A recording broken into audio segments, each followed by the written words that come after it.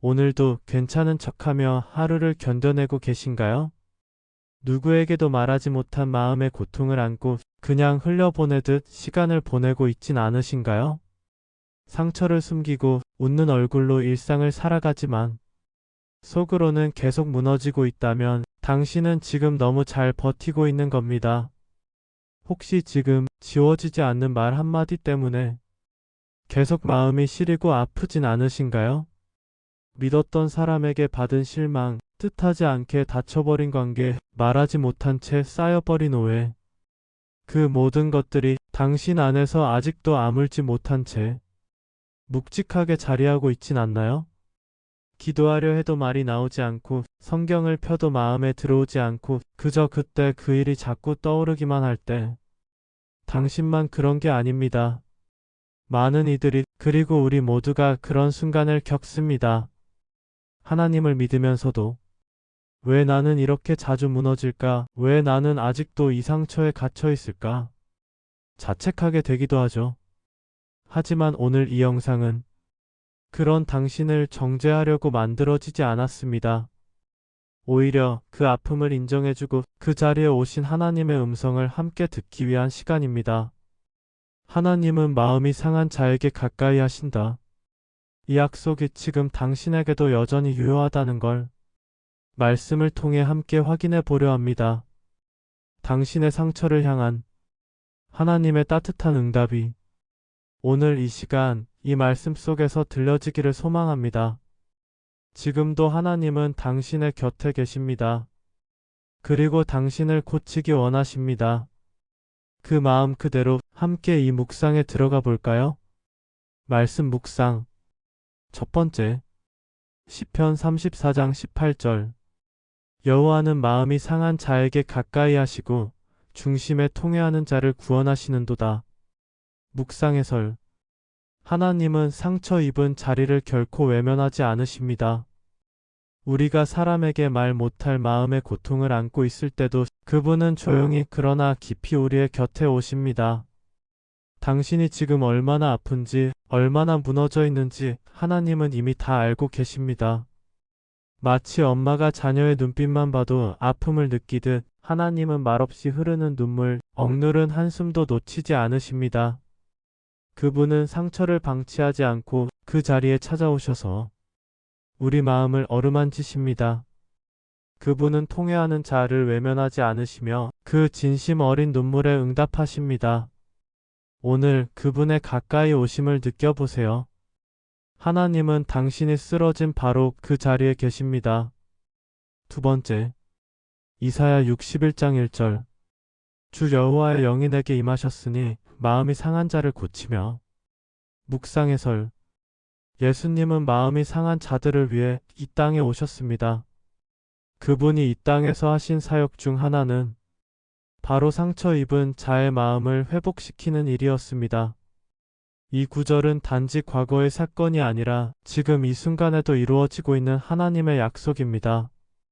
우리의 상처는 종종 감춰져 있고 겉으로는 멀쩡한 척 살아가지만 속은 무너져 있는 경우가 많습니다.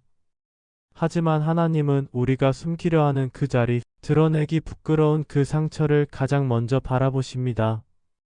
그리고 그분의 손으로 다가와 내가 고치겠다고 말씀하십니다. 상처를 감추지 말고 그대로 하나님께 드러내 보세요. 그때 진짜 치유가 시작됩니다. 세 번째, 시편 147장 3절. 그가 마음이 상한 자를 고치시며 그들의 상처를 싸매시는도다. 묵상 해설. 하나님은 단순한 위로자가 아니라 진짜 치유자이십니다. 우리의 마음이 찢기고 고통으로 무너질 때조차도 그분은 우리를 외면하지 않으십니다. 오히려 우리가 상처 입었을 때 그 자리에 오셔서 직접 싸매십니다. 마치 병든 자를 돌보는 간호사처럼 하나님은 인내와 사랑으로 우리의 아픔을 만지십니다. 우리는 종종 상처를 잊으려 하거나 무시하려고 합니다. 하지만 하나님은 상처를 직면하게 하시고 그 자리에서부터 다시 새롭게 빚으십니다. 당신의 찢어진 마음을 그분께 맡겨보세요. 하나님은 지금도 당신의 영혼을 치료하고 계십니다.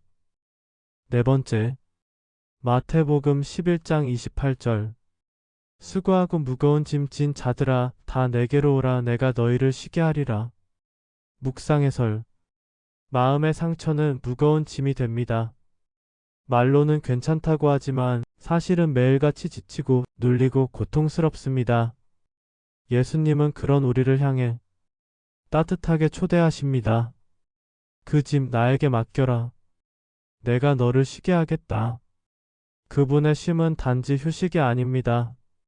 우리 내면 깊은 곳에서부터 회복시키는 진짜 안식입니다. 상처를 품은 채 버티는 삶이 아니라 상처를 내려놓고 쉬는 삶. 당신은 더 이상 홀로 그 짐을 질 필요가 없습니다. 예수님이 당신을 대신해 지고 가십니다. 지금 그 품에 안겨보세요. 다섯 번째, 요한복음 14장 27절.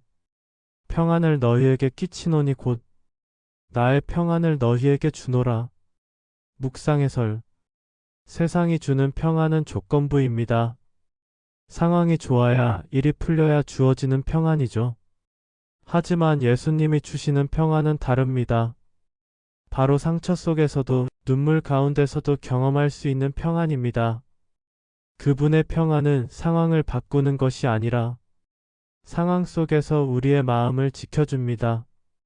불안과 공포, 두려움이 몰려와도 그 속에서 잔잔히 흘러나오는 하나님의 평안.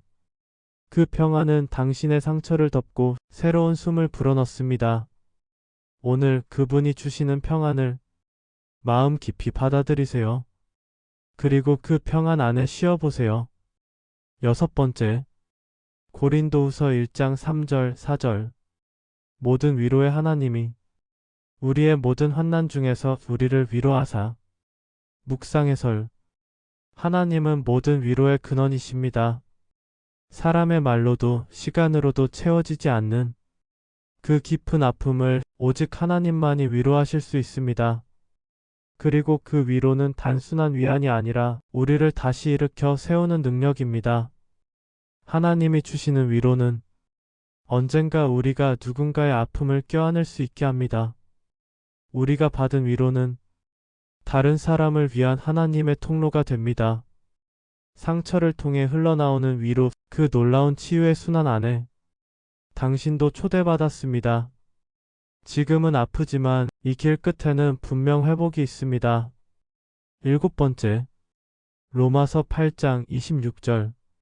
성령도 우리의 연약함을 도우시나니 말할 수 없는 탄식으로 우리를 위해 친히 간구하시느니라. 묵상 해설. 말도 안 나오는 슬픔, 기도조차 나오지 않는 침묵의 밤. 그런 순간에도 하나님은 우리를 홀로 두지 않으십니다. 성령께서 우리의 마음 깊은 곳을 아시고 우리를 대신해 기도해 주십니다. 우리가 표현할 수 없는 아픔까지도 하나님은 듣고 계십니다. 심지어 아무 말 없이 그저 눈물을 흘릴 때조차 그 눈물 한 방울마다 하나님의 사랑이 스며들어 있습니다. 당신의 침묵 속 기도는 하늘에 닿고 있습니다. 성령님이 지금도 당신을 위해 간구하고 계십니다. 여덟 번째, 예레미야 17장 14절. 여호와여 주는 나의 찬송이시오니 나를 고치소서 그리하시면 내가 낫겠나이다. 묵상 해설. 이 구절은 고백이자 간구입니다. 우리는 상처를 스스로 고칠 수 없습니다. 아무리 노력해도 마음은 그대로일 때 우리는 하나님께 외칠 수밖에 없습니다. 고쳐주세요, 하나님. 그리하시면 제가 나을 수 있습니다. 하나님의 치유는 단숨에 일어나기도 하고 긴 여정을 통해 완성되기도 합니다. 중요한 건 그분께 내 마음을 여는 것입니다. 낫고 싶다고 살아내고 싶다고 고백하는 것. 그 고백에서부터 회복은 시작됩니다. 오늘 그 고백을 올려보세요. 하나님은 응답하실 것입니다. 아홉 번째, 요한일서 4장 18절. 사랑 안에 두려움이 없고 온전한 사랑이 두려움을 내쫓나니. 묵상 해설. 상처가 깊을수록 다시 사랑하고 다시 마음을 여는 게 두려워집니다. 그럴수록 우리는 점점 더 마음을 닫고 혼자가 되어갑니다.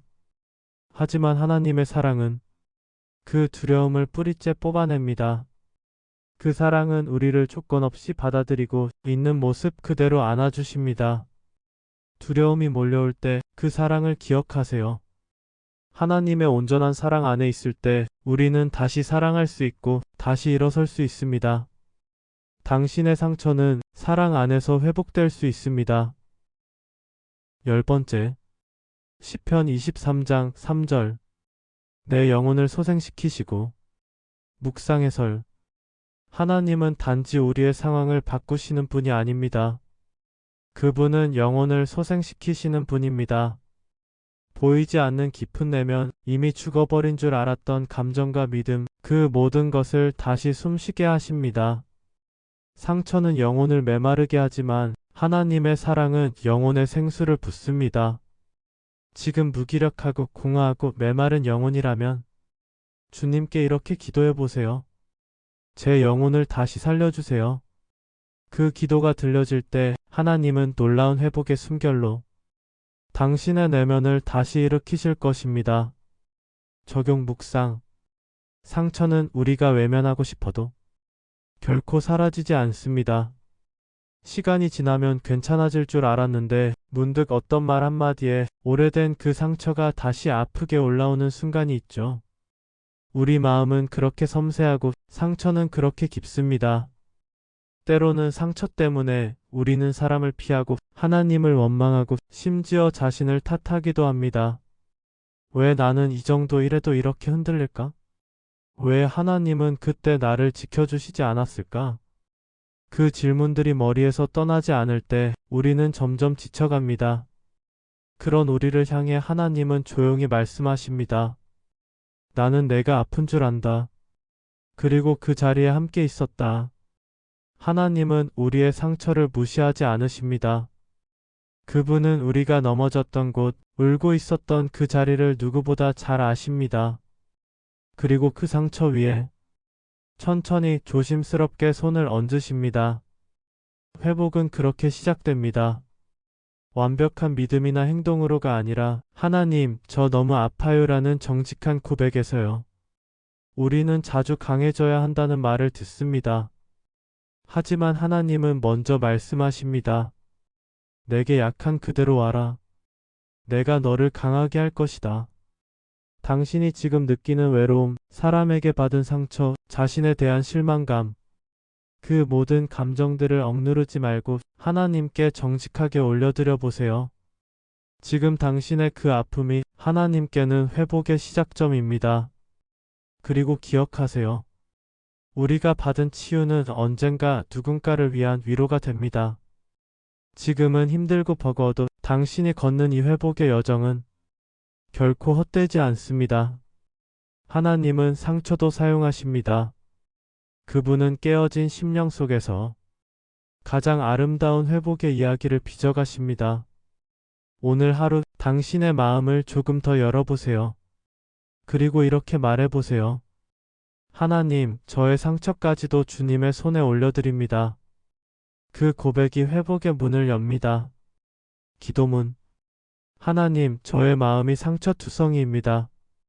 보이지 않게 쌓인 상처들이 제 안에서 여전히 고통을 만들어냅니다. 사랑하려 했던 마음이 무너졌고, 믿고 의지했던 관계가 깨어졌고, 기대했던 일들이 허물어졌습니다. 그래서 지금 저는 두렵고 지쳐 있습니다. 사람이 두렵고 또 상처받을까봐 마음을 닫게 됩니다. 하나님조차 멀게 느껴지는 순간 믿음이 흐릿해질 때가 많습니다. 그럼에도 불구하고 오늘 이 시간 주님 앞에 나아옵니다. 아무것도 숨기지 않고 있는 그대로 나아옵니다. 상한 마음 그대로, 지친 심령 그대로, 넘어진 모습 그대로. 주님, 저를 고쳐주시옵소서. 제가 아닌 주님의 손길이 필요합니다. 어디서부터 잘못되었는지조차 모르겠지만 주님은 아십니다. 저를 다시 일으켜주세요. 그 깊은 상처 위에 주의 손을 얹어 싸매어 주세요. 내가 붙들 수 없는 마음까지도 주님은 회복시키실 수 있기에 그 능력의 손에 제 마음을 맡깁니다. 하나님, 용서하기 힘든 마음도 있습니다. 원망과 분노가 여전히 남아 있습니다. 그러나 주님, 그 마음까지도 가져가 주세요. 내가 품고 있기에 너무나 무거운 이 감정들, 이제는 주님께 드립니다. 다시 사랑하게 하시고, 다시 웃게 하시고, 다시 기도하게 해주세요. 성령님, 저의 연약함을 도우소서. 말할 수 없을 만큼 지친 제 마음을 주님께서 알아주시고 만져주소서. 오늘 하루의 만남 가운데 주님의 위로가 흘러가게 하시고 제가 받은 사랑으로 누군가를 품게 해주세요. 하나님, 저를 포기하지 않으시는 주님께 감사드립니다. 제가 넘어져도 실망스러워도 끝까지 품어주시는 주님. 그 사랑을 오늘 다시 믿습니다. 믿음 없는 저를 도와주시옵소서. 그리고 이 아픔 속에서도 하나님의 선하심을 바라보게 하소서. 회복의 여정을 걸어가는 이 길 위에 주님의 평안과 생명을 부어주세요. 저는 할 수 없지만 주님은 하실 수 있으시니까요. 감사드리며 우리의 치유자 되시는 예수 그리스도의 이름으로 기도드립니다. 아멘.